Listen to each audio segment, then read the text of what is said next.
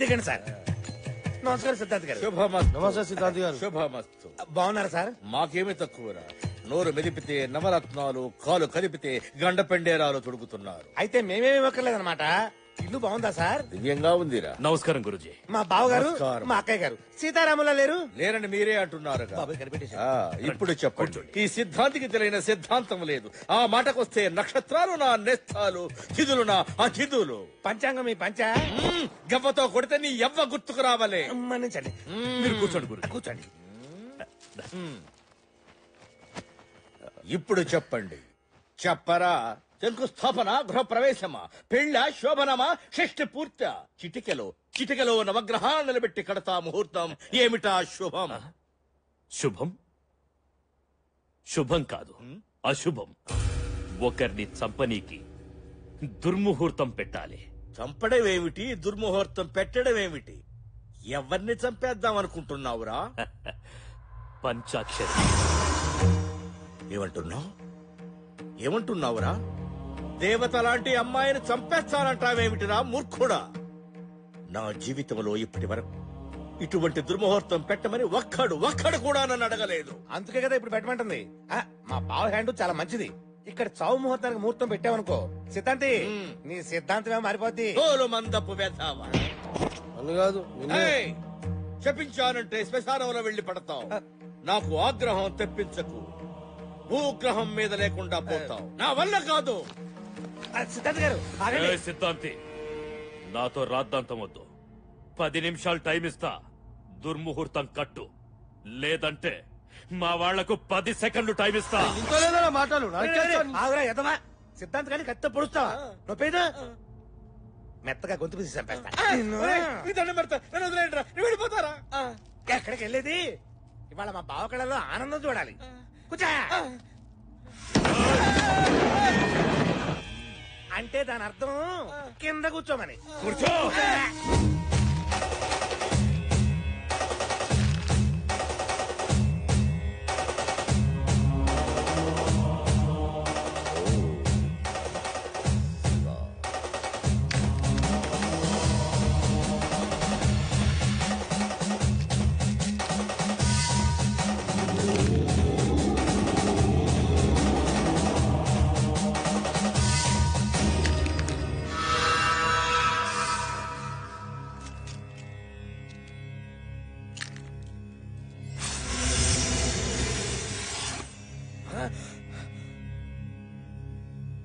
పంచాక్షరికి పూజలు, పునస్కారాలు, భవిష్యత్ చెప్పే శక్తి రావడానికి కారణం ఈ కేతువేరా. ఆ కేతువే ఇప్పుడు నీచ స్థితిలో ఉంది. అగ్నితత్వ కారకుడు కుజుడు కూడా ఆగ్రహంతో ఉన్నాడు. పంచాక్షరికి ప్రమాదం జరిగే అవకాశం ఉంది. జరిగే ఛాన్స్ ఉంటే చాలు, ప్రమాదం నేను సృష్టిస్తా. వచ్చే బోనాల పండుగ నాడు ఉదయం 11 గంటల నుంచి మధ్యాహ్నం 12:30 గంటల వరకు యమగండ కాలం. పంచాక్షరికి ఏదైనా కీడు తలపెట్టాలి అంటే ఆ క్షణాల్లోనే చేయాలి. క్షణం అటు ఇటు అయినా మాడి మస్సైపోతారు.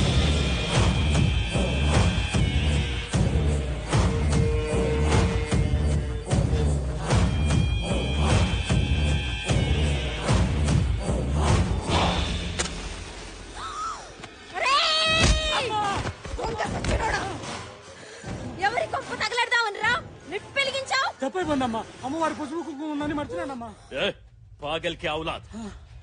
పసుపు కుంకుమలు కావురావి, పసుపులో గంధకం గలుపుతుండ్రు.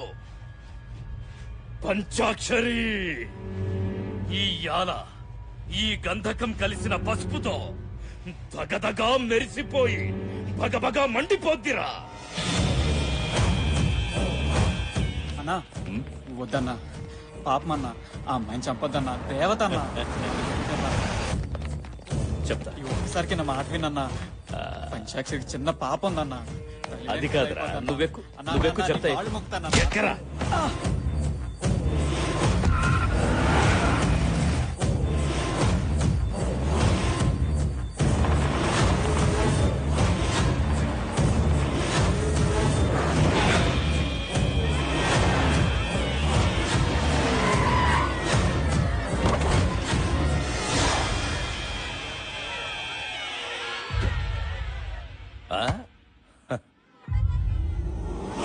అన్నా నేను చెప్పేది వినన్నా. పంచాక్షరి దేవతన్నా, ఆమెను చంపద్దన్నా. నిజం అన్నా, దేవతే. పంచాక్షరి చెప్తున్నా అన్ని జరుగుతున్నాయి. చిన్నప్పుడు నాకు జబ్బు చేసినప్పుడు అందరూ చచ్చిపోతాడన్నారు, కానీ పంచాక్షరి మాత్రం నేను బతుకుతానని చెప్పిందన్నా. రేయ్, నిధి కోసం నానే వాళ్లను కూడా చంపేస్తా.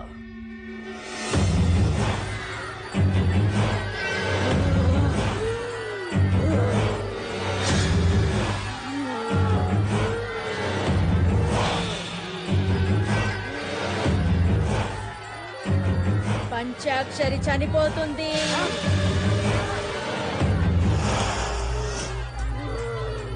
అమ్మా శాంతించమ్మా, శాంతించమ్మా, శాంతించు. ముత్తైదులు ఎవరన్నా అమ్మవారికి హారతి ఇవ్వండమ్మా.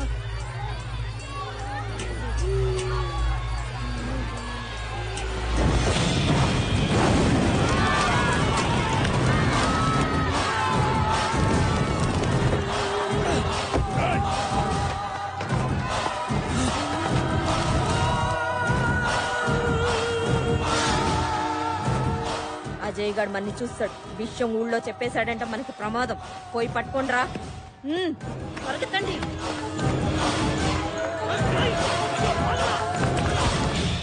అనుకున్నట్లే పంచాక్షరిని చంపేశాం.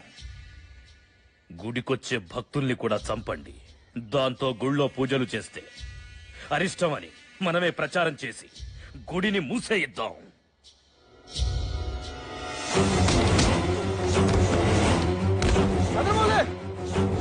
గుడికెళ్ళిన భక్తులు అక్కడికక్కడే పడి చచ్చిపోతున్నారట. ఊళ్ళో జనం గుడికెళ్ళడానికి భయపడుతున్నారు. రండి చూద్దాం. గదేందో వదిన, గుడికి పోయిన భక్తులు అక్కడికక్కడే పడి చచ్చిపోతున్నారు. పంచాక్షరి చనిపోయిన దగ్గర నుంచి గుడికి ఊరికి అరిష్టం పట్టుకుంది.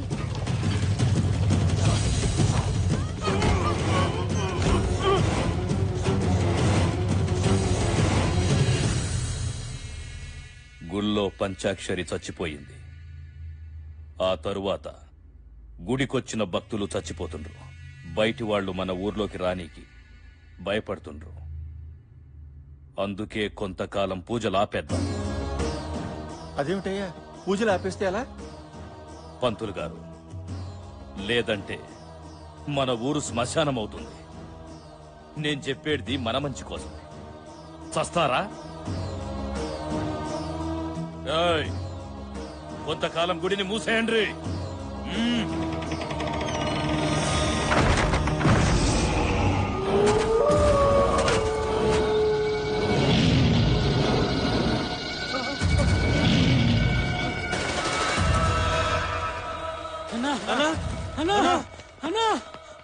ఏంట్రా, ఏమైంది? అన్నా, నువ్వు చెప్పినట్టు గుళ్ళో నిత్తోటం మొదలు పెట్టావన్నా. గుణపం దిగిన వెంటనే భయంకరమైన శబ్దాలు వస్తున్నాయి. పెద్ద పెద్ద అరుపులు, కేకలు. గుళ్ళో కాలు పెట్టాలంటేనే భయం వేస్తుందన్నా.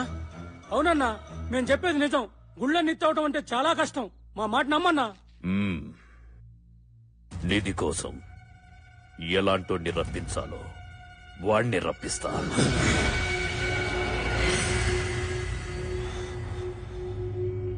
నచ్చావురా. నేను శక్తులతో చేయలేని పని లేదు. నువ్వు బలగంతో ఇంతవరకు చేశావు. పంచాక్షరిని చంపావు, గుడిని మోహించావు. మంచి పని మధ్యలో ఆపవచ్చు, కానీ చెడు సగంలో ఆపకూడదు. నీ బుద్ధి బలం, నా శక్తి బలం కలిస్తే నిధి నీ సొంతమవుద్ది.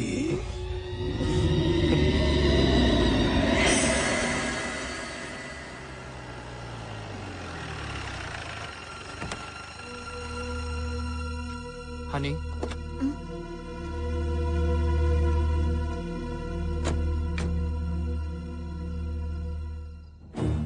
పుట్టినప్పటి నుంచి చనిపోయే వరకు నా పంచాక్షరికి అంతా ఈ దేవాలయమే. ఈ గుడి మండపంలోనే పుట్టింది. అమ్మవారినే ఆరాధిస్తూ పెరిగింది. చివరికి ఆ అమ్మ దగ్గరికే వెళ్ళిపోయింది. వెళ్దాం పద.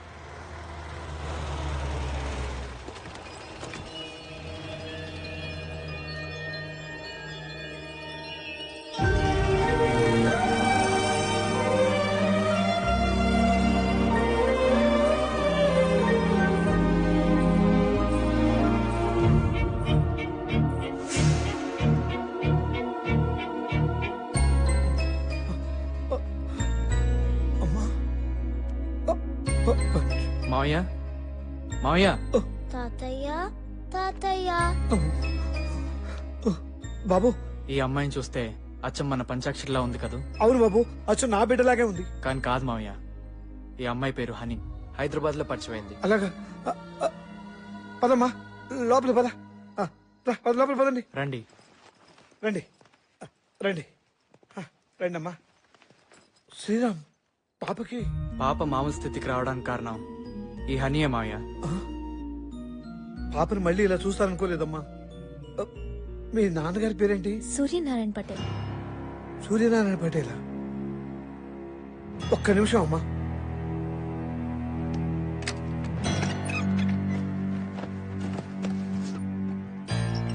ఈ ఫోటో చూడమ్మా.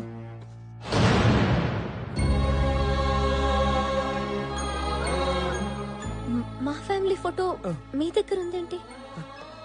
ఇందులో మీరున్నారు. మీ నాన్నగారు స్వయాన నా అన్నయ్య అమ్మా. అంటే ఇంతకాలం మీరు? అవునమ్మా, నీ అనుమానం నిజమే. మా అన్నయ్య తప్పు చేస్తే క్షమిస్తాడు, కానీ అదే తప్పు దాస్తే మాత్రం అసలు క్షమించాడు. నేను ఒక అమ్మాయిని ప్రేమించాను. ఆ విషయం మా అన్నయ్య మీద ఉన్న గౌరవంతోనో భక్తితోనో భయంతోనో అన్నయ్యకి చెప్పలేకపోయాను. ఈ విషయం తెలియక మా అన్నయ్య నాకు ఒక గొప్పింటి సంబంధం తెచ్చాడు. అదే సమయంలో నేను ప్రేమించిన అమ్మాయిని పెళ్లి చేసుకుని మా ఇంట్లో అడుగు పెట్టాను. అది తెలిసి ఆ గొప్పింటి వాళ్ళు మా ఇంటికి వచ్చి మా అన్నయ్యని అనరాని మాట్లాడుతుంటే వాళ్ళ ముందు మా అన్నయ్య తలెత్తుకోలేకపోయాడు. ఈ పరిస్థితి కారణమైంది నేను. మా అన్నయ్యకి నా మొహం చూపించలేక నా భార్యతో ఈ ఊరు వచ్చేసానమ్మా. బాబాయ్. అవునమ్మా. ఆ తర్వాత నేను లేని ఆ ఇంట్లో మా అన్నయ్య ఉండలేక భార్య పిల్లలతో ఏ ఊరో వెళ్ళిపోయాడని తెలిసింది. తప్పొప్పుకుంటే వచ్చేది రిలాక్స్, తప్పించుకుంటే ఎదురయ్యేది రిస్క్. నా ఫ్యామిలీలో ఎవ్వరు అలాంటి రిస్కుల్లో పడకూడదని నా ఉద్దేశం. ఏంట్రా ఇదే?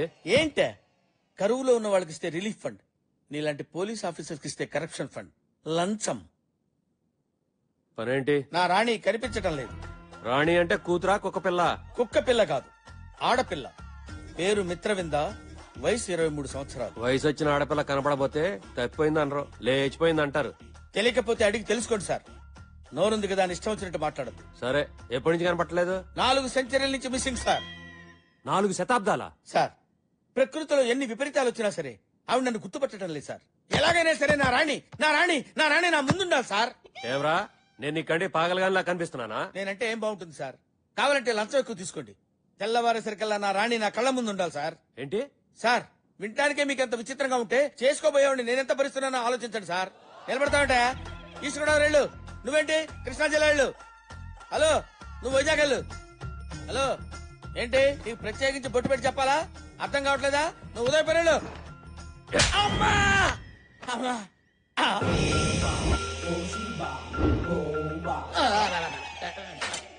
స్వామి, స్వామి, మీరేంటి స్వామి ఇక్కడ ఉన్నారు? నా రాణి గారు కనపట్టలేదు స్వామి. ఎక్కడుందో చెప్పండి స్వామి. రే, జంబో జెట్ మాలని ఇత్తడైపోయి నేను ఎడుతుంటే నీ రాణి ఎక్కడుందో నాకేం తెలుస్తుందరా? నన్ను వదిలేరా. ఇప్పుడు నా గతేంటి స్వామి? నా గతి ఏంటో నాకు అర్థం కావట్లేదు. నీకో ఫ్లాష్ బ్యాక్, దానికి ఒక హీరోయిన్. సినిమా చూడవా? చూస్తాను స్వామి. ఇదిగో మగధీరా, ఉంచుకో, వాడుకో. సినిమాగా చెప్పారా స్వామి? అమ్మా! బాబాయ్, నువ్వు నా దగ్గర ఏదో దాస్తున్నారు. నేను ఇక్కడుంటే ఊరు జనం నన్ను చూసి పంచాక్షరి అనుకుంటారని మీరు భయపడుతున్నారు. అందుకే ఇంతవరకు నాకు ఈ ఊరు చూపించలేదు. మీ ప్రాబ్లం నాకు అర్థమైంది. ఓకే, ఈ ఊరు చూపించలేదు, కానీ పంచాక్షరికి ఇష్టమైన అమ్మవారి గుడి నాకు చూసి వెళ్లాలనిపిస్తోంది. శ్రీరామ్, నువ్వు వచ్చినా రాకపోయినా రాత్రి నేను గుడి చూడ్డానికి వెళ్తాను.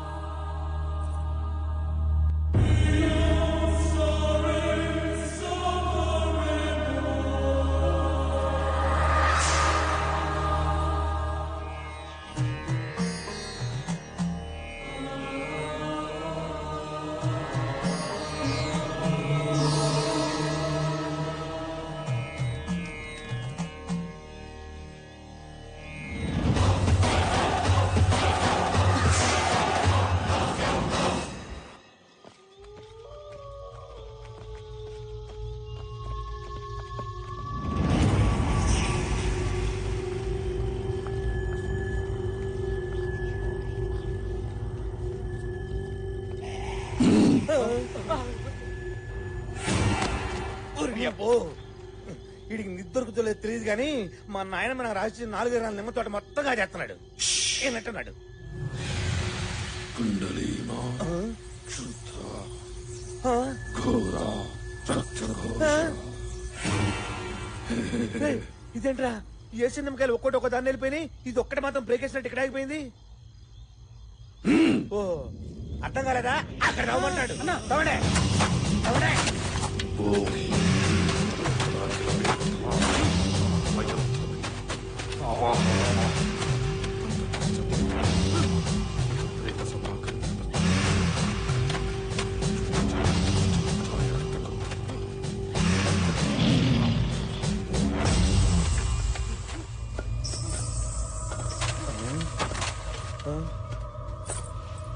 ధైర్యమన్నా ఏదో చప్పుడు వస్తుందన్నా.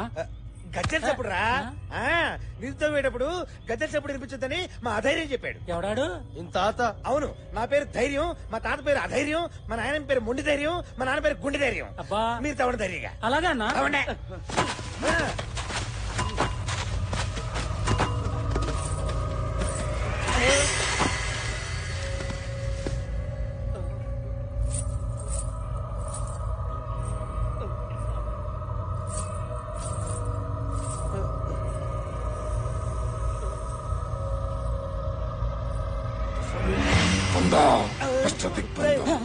వాడేంట్రా గజ్జల శబ్దం ఇంత ఎక్కువైనా ఏమి వినపడినట్టు మంత్రం చదువుతున్నాడు.